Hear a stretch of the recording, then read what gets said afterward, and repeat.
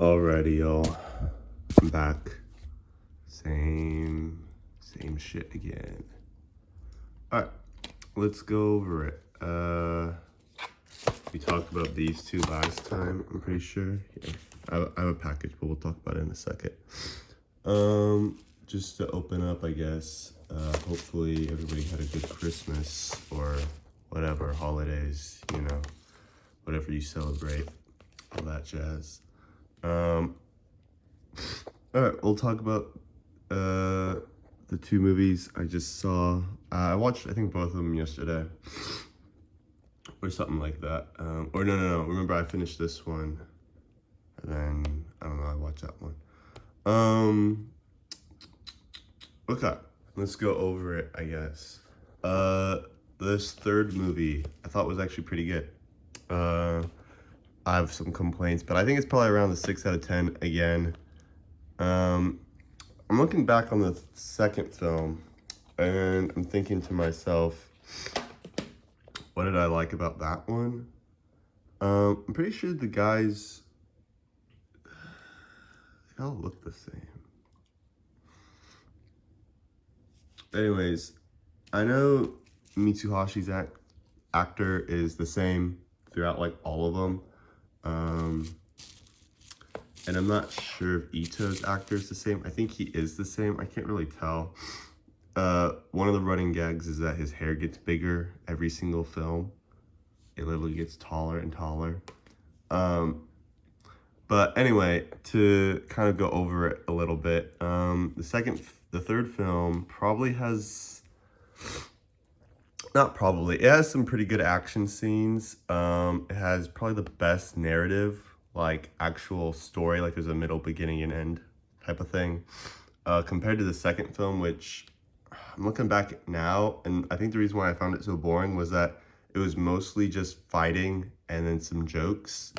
I don't even really remember what the main, I don't even remember who the main bad guy was or whatever. Anyway, I thought it was pretty okay. I was gonna say more honestly about these things, but I feel like I kind of talked about it too much in my head before I started recording. Either way, I thought this one was okay. I'll talk about more of the complaints I have towards it in a second, but let's go over to the fourth film, which I thought was also pretty okay. It was alright. I'm pretty sure the plot behind this one was there's this guy Mitsuhashi messed with 2 years ago. I don't really remember why. He has this unrequited love. One of the things I didn't really care for was the fact that Imai was replaced. I think he's a new actor. I think he did an okay job. If you've seen the 2020 version of this show, he's very similar to that actor. I don't think he does a bad job. I think he's pretty okay. It's just Imai in the first 3 films was kind of a badass, especially in the first one. I guess in a way you can kind of think similarly to the manga, right?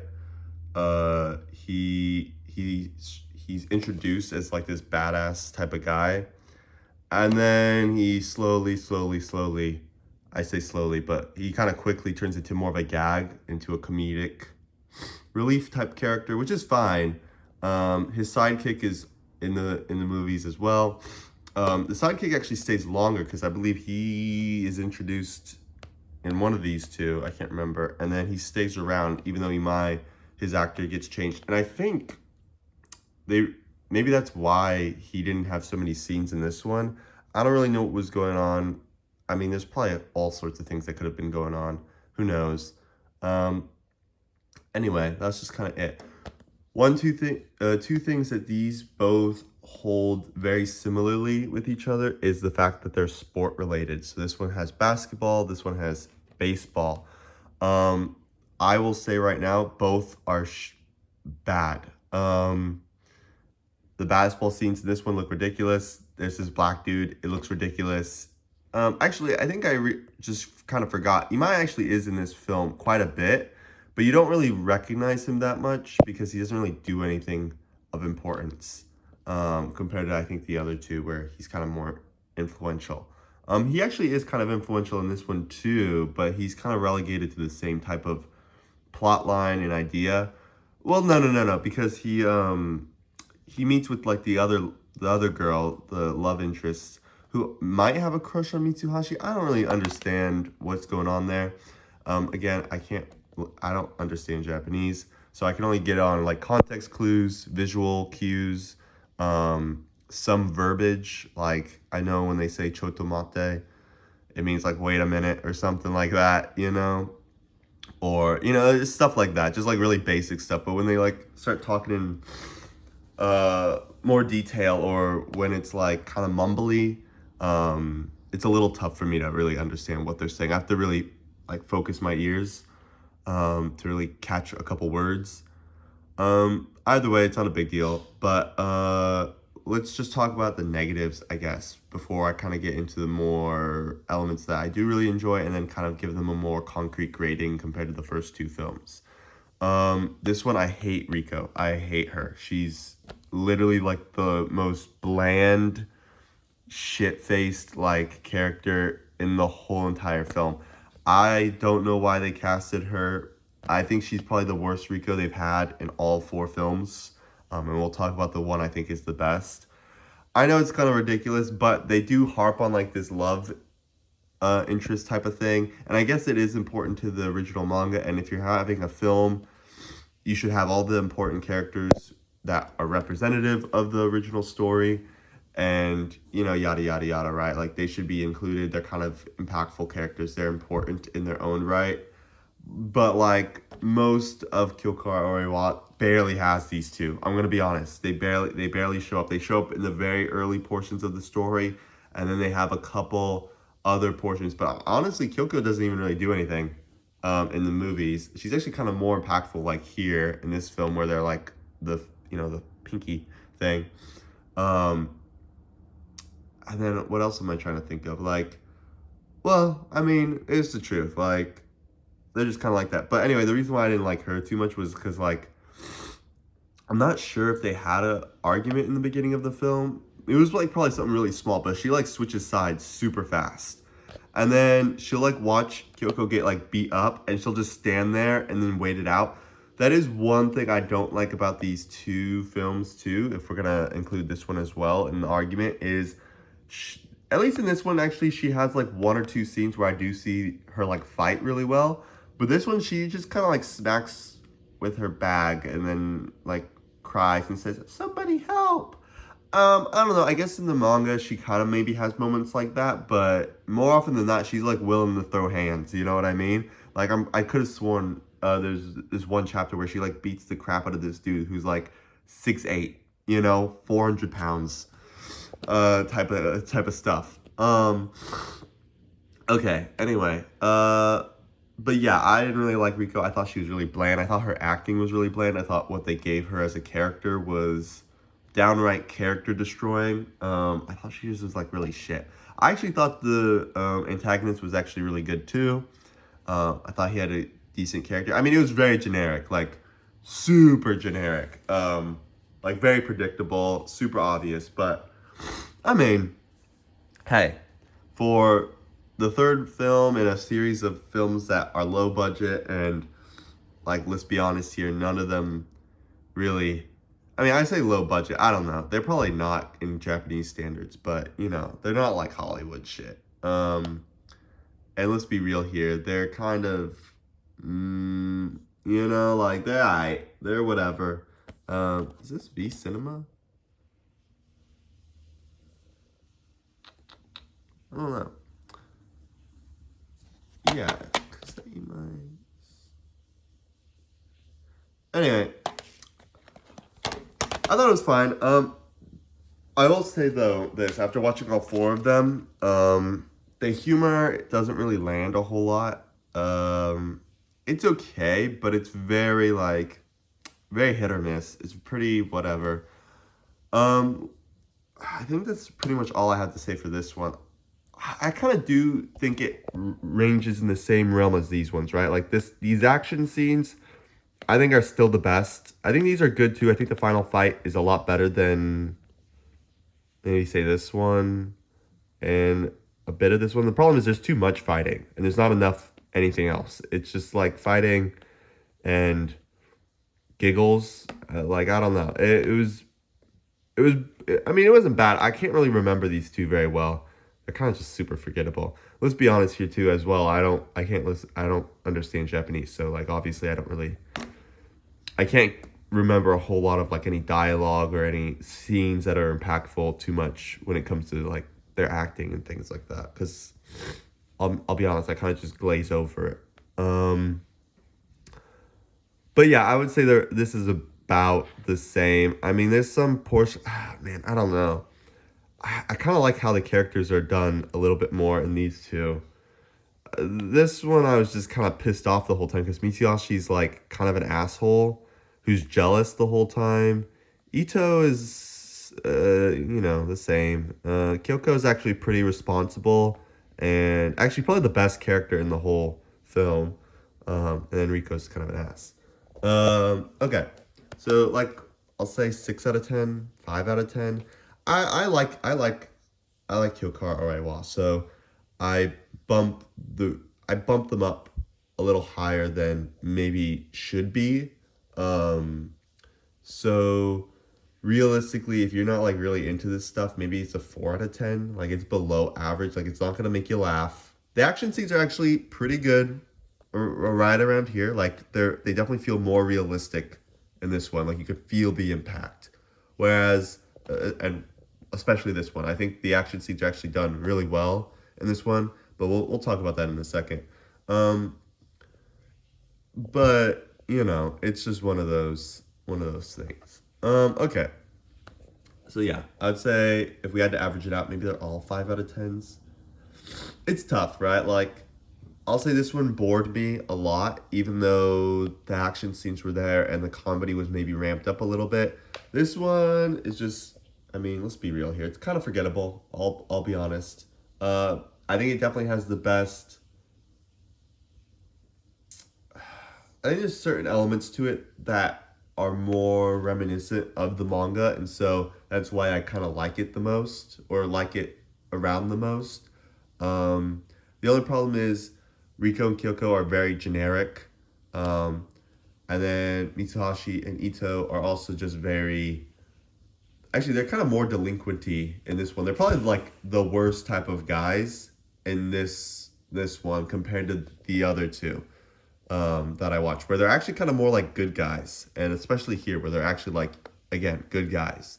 But this one they're like actual delinquents. What else?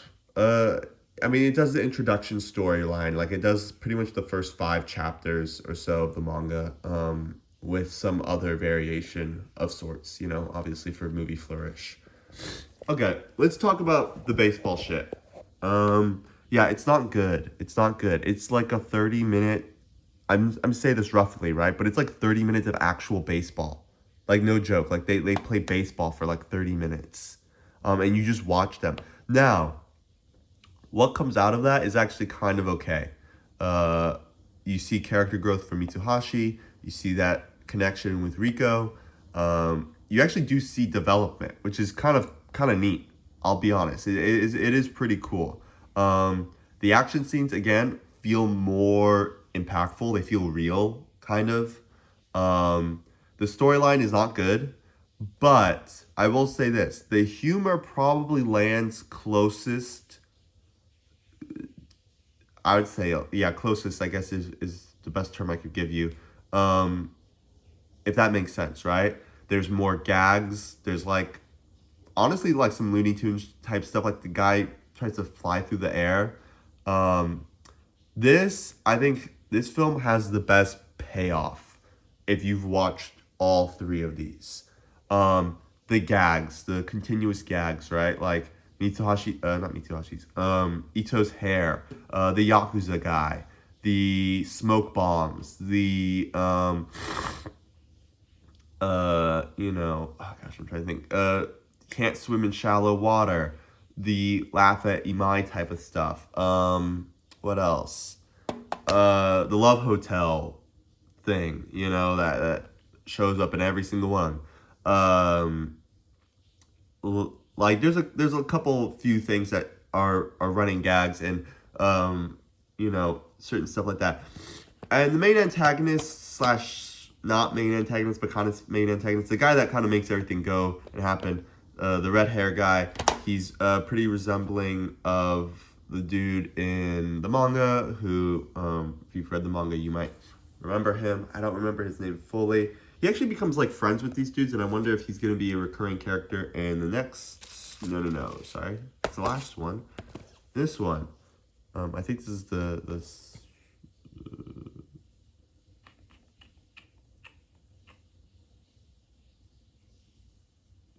yeah, this is like the fifth one. Here the fifth one is kind of goofy, and this one is probably the most serious. But we'll see how it goes. I heard the last one. There's like one review on the internet that you can actually read about, and I think he does a better job. He or she, I don't know, but I think it's a he. Does a better job of talking about these films. Mainly probably because I think they understand Japanese.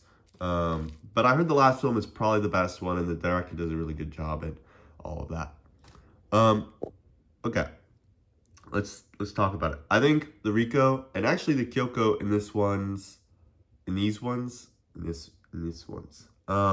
are actually probably the best. I think Kyoko is probably the most consistent character next to Mitsuhashi and Ito when it comes down to just like basic writing throughout all of them. Obviously, there's different writers, different directors. Obviously, she's a different actor in 3. She's the same person, I think, in the first 2, and then they change her up. But she is probably the most consistent out of the main cast, right? Like the main 4. And I think she stays the most consistent, and she's the most reasonable character. Like, she's like actually emotionally intelligent. Riko is probably, again, one of the better characters. Her positivity is solid. Again, she's still kind of a wimp and more of a damsel in distress. I don't feel like they've gotten her character down perfectly just yet. And I'm kind of hoping in the next 2 films they really try to like get her character, because I feel like she kind of fails through all of these films. She does the best in this one, and I feel like she's the most like her manga counterpart. But again, she still feels kind of like, okay. Again, so far if we're talking about like live action and not the anime as well, the 2018 live action show probably does Riko the best. I don't remember Kyoko in that show at all, but I think Riko does a good job in that one. If we had to talk about her as a character, we can actually talk about all of them as characters.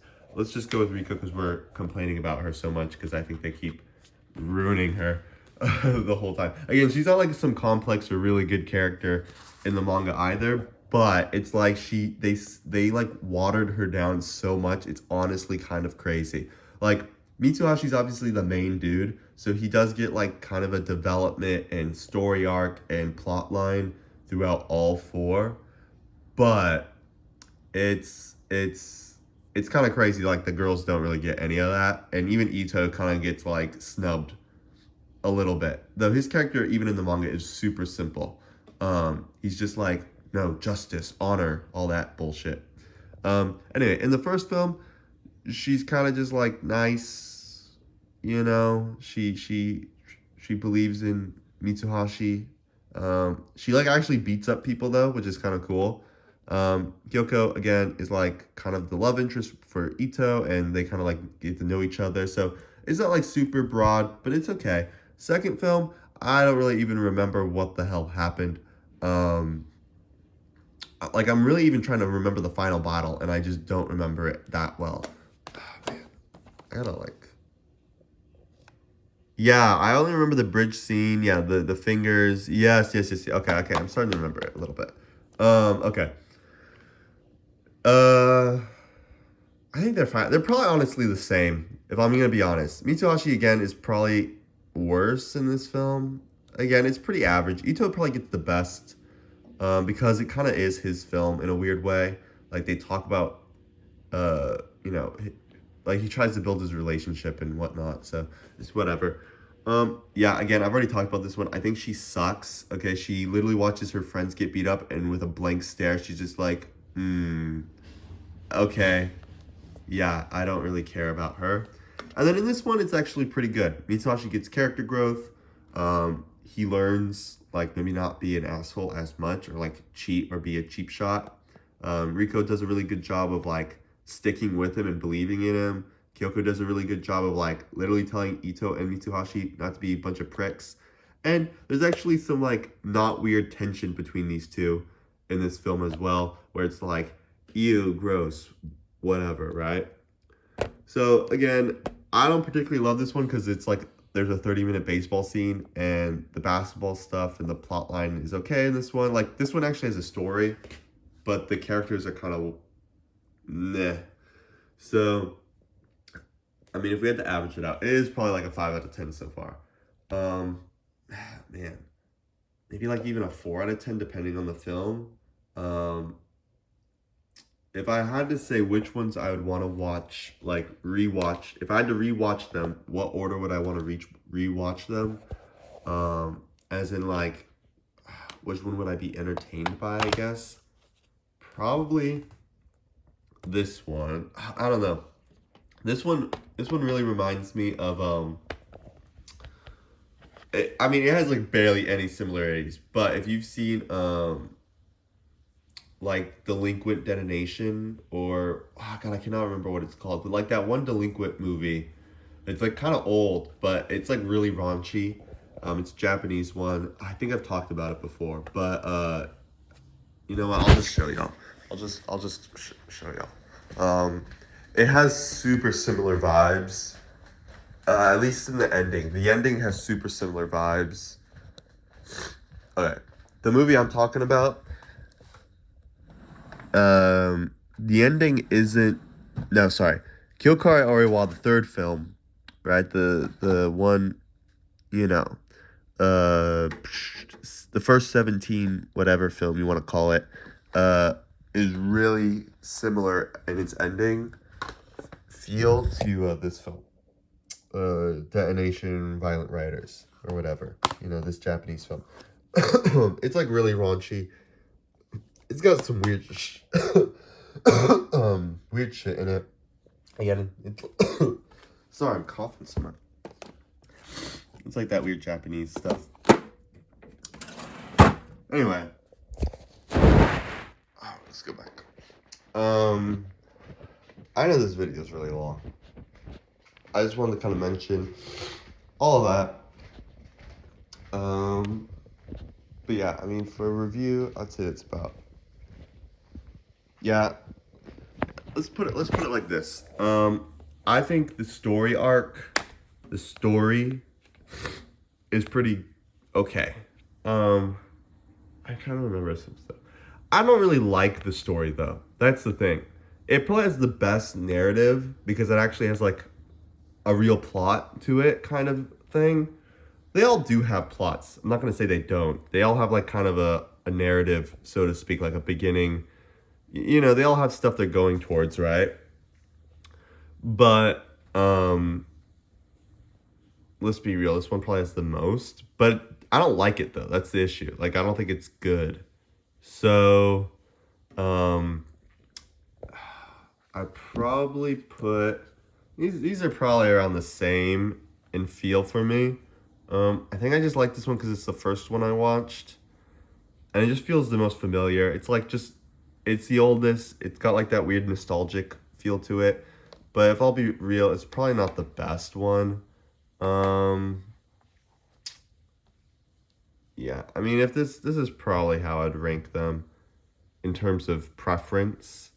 I actually sat through this one and like really actually paid attention. So I'd say it's probably the best. I mean, it's also not that long, right? Like, it's 100 minutes. Some of these other ones I feel like are so long. No, why am I crazy? This one just felt really long for me for some reason. This one's also 92 minutes. Huh. Okay, I mean, I will say this, though. The baseball scene is ridiculous. It's, like, ridiculously, stupidly long. Okay, but yeah, I'd probably watch it in this order if I had to. Like, rewatch them again. Maybe. I mean, I'll probably have to rewatch them again, and, like, actually binge all of them in one sitting, or at least make like a review right after I finish each one, rather than like the day after I finish it. Um, but again, yeah, I would say they're like a 5 out of 10. This one's like a 6 out of 10 in my opinion because I just like it that way. I know I'm being extra. This one again is probably just a 5 out of 10.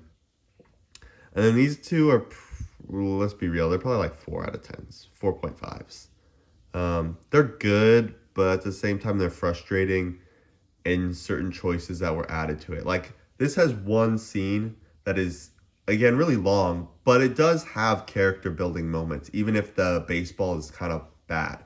And then this is literally just the beginning. It's like, it explains everything, it showcases everything.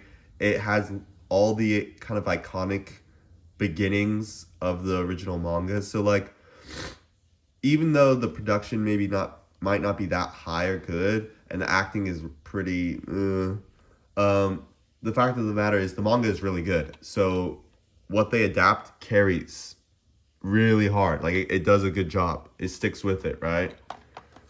So that's what you get when you adapt something that's like good. And again, it's one of my favorite stories. So of course I'm gonna particularly like this one a lot when it probably adapts the most out of the manga compared to the rest.